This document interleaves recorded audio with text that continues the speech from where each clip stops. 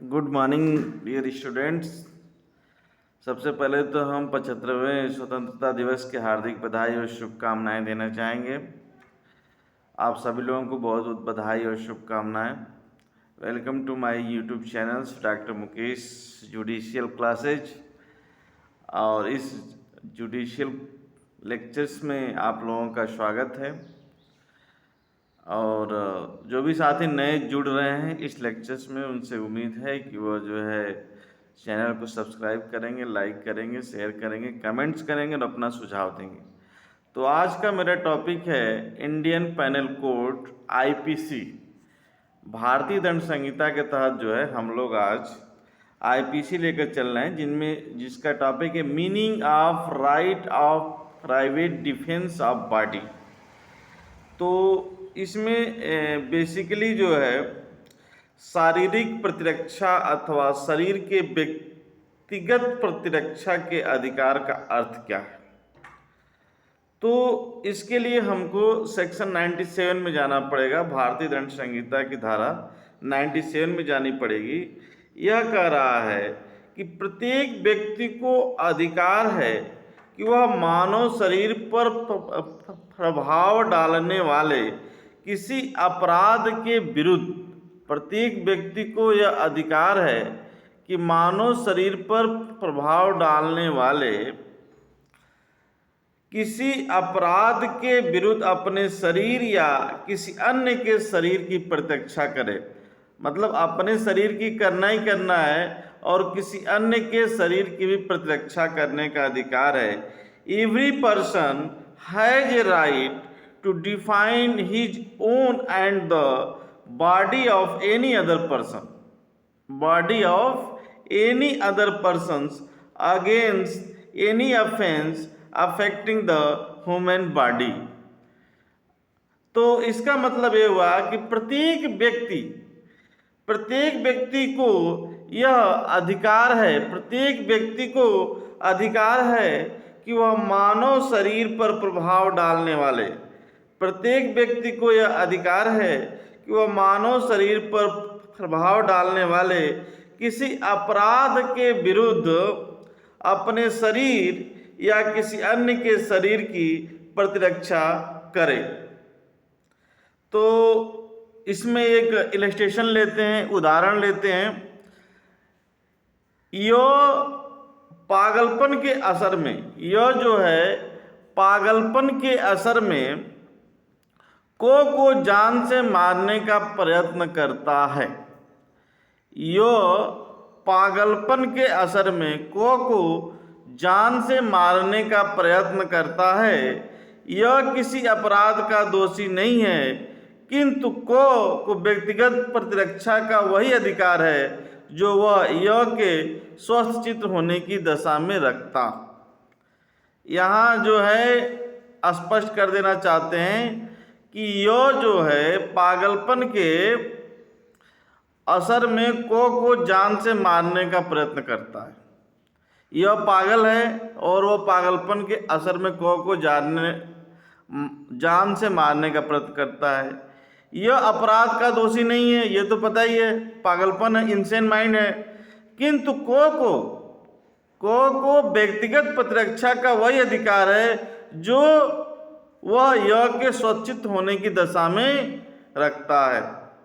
तो इसको आप लोग समझ गए होंगे। अब मैं आता हूँ संक्षेप में, एकदम 60 पॉइंट में, कि शरीर की प्रतिरक्षा के अधिकार के लिए निम्नलिखित बातों का होना आवश्यक है। शरीर की प्रतिरक्षा, डिफेंस के अधिकार के लिए निम्नलिखित कौन कौन सी बातें हैं जिनका होना बहुत ही आवश्यक है। तो नंबर 1 पॉइंट है हमलावर द्वारा, नोट कर लीजिएगा, हमलावर द्वारा इस दंड संहिता के अधीन किसी व्यक्ति के शरीर के विरुद्ध कोई अपराध कार्य किया जा रहा हो। हमलावर द्वारा इस दंड संहिता के अधीन किसी व्यक्ति के शरीर के विरुद्ध कोई अपराध कार्य किया जा रहा हो। दूसरा कह रहा है उस व्यक्ति को अपने या किसी अन्य व्यक्ति, उस व्यक्ति को अपने या किसी अन्य व्यक्ति के शरीर को क्षति की युक्त आशंका हो, उस व्यक्ति को अपने या किसी अन्य व्यक्ति के शरीर को क्षति की युक्त आशंका हो। तीसरा है वह व्यक्ति स्वयं हमलावर न हो।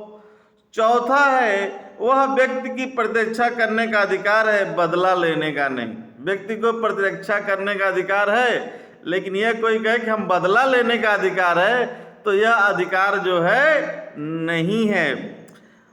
तो लास्ट पॉइंट है, व्यक्ति को यह अधिकार है धारा 99 के अधीन लगाए गए प्रतिबंधों के अंतर्गत ही प्राप्त होगा। लगाए गए प्रतिबंधों के अंतर ही जो है वह जो है प्राप्त होगा। तो इस तरीके से जो है आपका सेक्शन 97 में यह सारी बातें कही गई हैं। इसकी लीडिंग केसेस जो हैं आपके सामने हैं। उत्तर प्रदेश राज्य बनाम रामस्वरूप AIR 1974 SC 1570, और सेकंड केस है रोज बनाम आर का केस है। एग्जामिनेशन के आपका अभियोजन अधिकारी के परीक्षा के पॉइंट ऑफ व्यू से काफ़ी इम्पोर्टेंट है रोज बनाम आर। और तीसरी केस है नाबिया बाई बनाम स्टेट ऑफ MP। नोट कर लीजिए, नाबिया बाई बनाम स्टेट ऑफ MP का केस है AIR 1992 SC 602 1992 CRLJ 526। इस केस का एक जिक्र कर देते हैं। नाबिया के केस में क्या हुआ था, एक व्यक्ति ने एक स्त्री पर चाकू से हमला कर दिया था। एक व्यक्ति ने एक स्त्री पर चाकू से हमला कर दिया था और उसे जख्म भी कारित कर दिया था। उस स्त्री ने अपने आप को बचाने के लिए उस व्यक्ति से चाकू छीनकर उसे जख्मी कर दिया। उस स्त्री ने अपने आप को बचाने के लिए उससे चाकू छीन करके उसको जख्मी कर दिया, जिससे उसकी मृत्यु हो गई। जिससे उसकी क्या हो गई, मृत्यु हो गई थी। अब इस केस में क्या होगा आप बताइए। तो इस केस में यह अब निर्धारित हुआ कि अभियुक्त ने प्राइवेट प्रतिरक्षा में कार्य किया था और वह दोष मुक्त की हकदार थी। अभियुक्त ने प्राइवेट प्रतिरक्षा में कार्य किया था, इसलिए वह दोष मुक्त की हकदार थी। किसी व्यक्ति को प्रतिरक्षा का अधिकार है तथा कौन व्यक्ति हमलावर है, यह प्रश्न सभी तथ्यों एवं परिस्थितियों को ध्यान में रखकर विनिश्चित किया जाना चाहिए। तो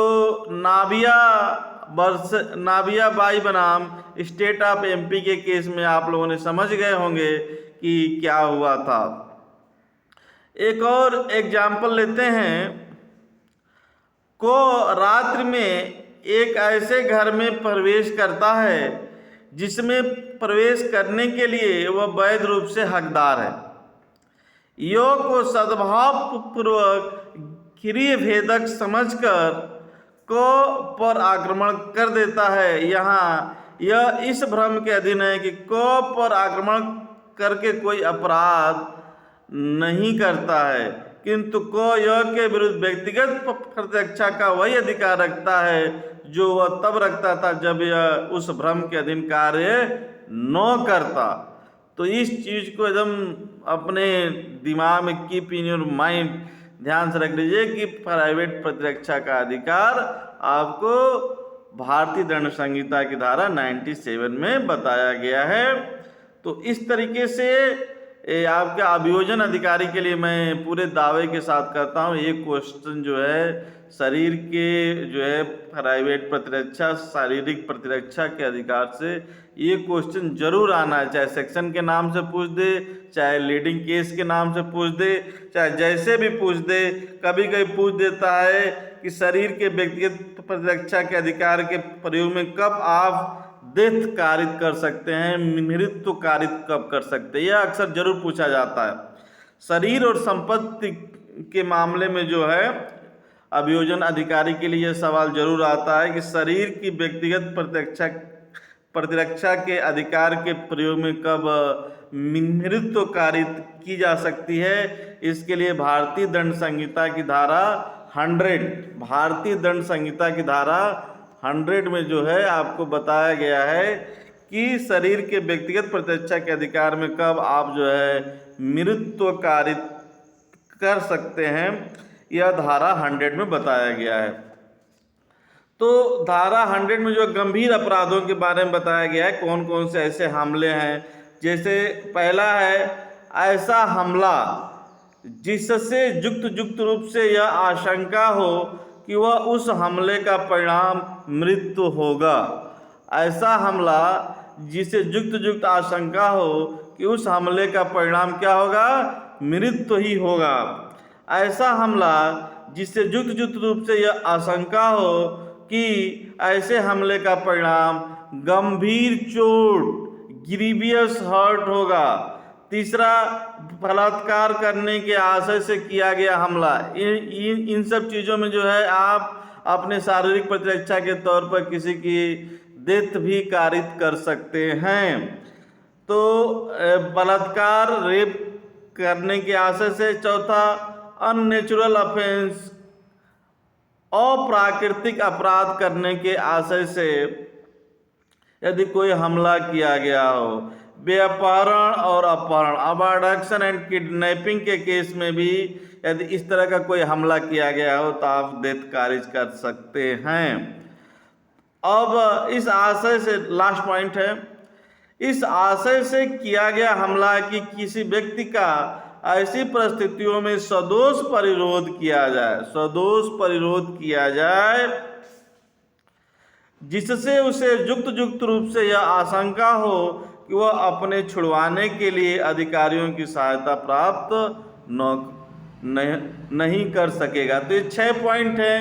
6 पॉइंट जहाँ पर आएंगे वहाँ पर आप जो है अपने सेल्फ डिफेंस में, शरीर की जो है प्राइवेट प्रतिरक्षा में आप किसी की डेथ भी कारित कर सकते हैं। एक बार फिर से बहुत ही जल्दी में, कम समय में रिमाइंड कर देते हैं।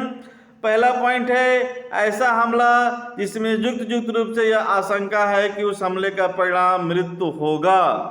दूसरा, ऐसा हमला जिसमें युक्त रूप से यह आशंका हो कि ऐसे हमले का परिणाम गंभीर चोट होगा।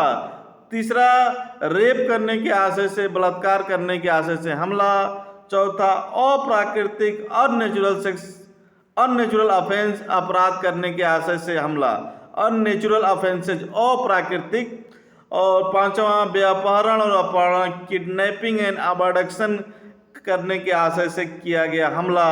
और लास्ट पॉइंट है इस आशय से किया गया हमला कि किसी व्यक्ति का ऐसी परिस्थिति में सदोष परिरोध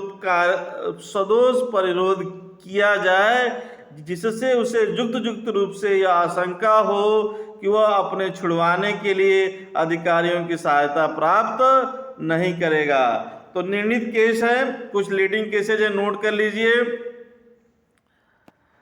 नंबर 1 पॉइंट, अमजद खान बनाम राज्य, EIR 1952 SC 165। और दूसरी केस है विश्वनाथ बनाम उत्तर प्रदेश राज्य, विश्वनाथ बनाम उत्तर प्रदेश राज्य, EIR 1960 SC 67।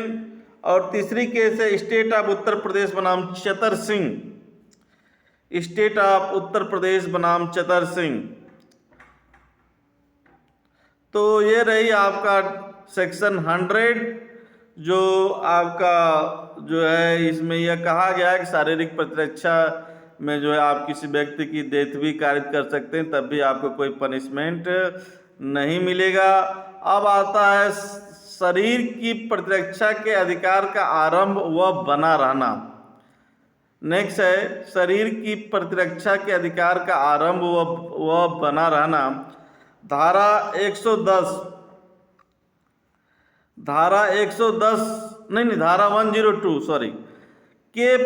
के प्रावधानों के अनुसार शरीर की प्रतिरक्षा का अधिकार उसी क्षण प्रारंभ हो जाता है जब अपराध करने के प्रयत्न या धमकी से शरीर के संकट की युक्त आशंका उत्पन्न होती है, चाहे वह अपराध किया न गया हो, और तब तक बना रहता है जब तक कि शरीर में संकट की आशंका बनी रहती है। तो युक्त युक्त आशंका उत्पन्न हो जाती है कि हमारे शरीर को संकट आने वाला, संकट में है मेरी शरीर, तो वहाँ पर जो है आपको जो है प्राइवेट प्रतिरक्षा का अधिकार उत्पन्न हो जाता है। तो यहाँ है कि जब अपराध करने के प्रयत्न, नोट कर लीजिए, जब अपराध करने के प्रयत्न या धमकी से शरीर के संकट की युक्त युक्त आशंका उत्पन्न हो जाती है। यह इंपॉर्टेंट लाइन है, इसको नोट कर लीजिएगा।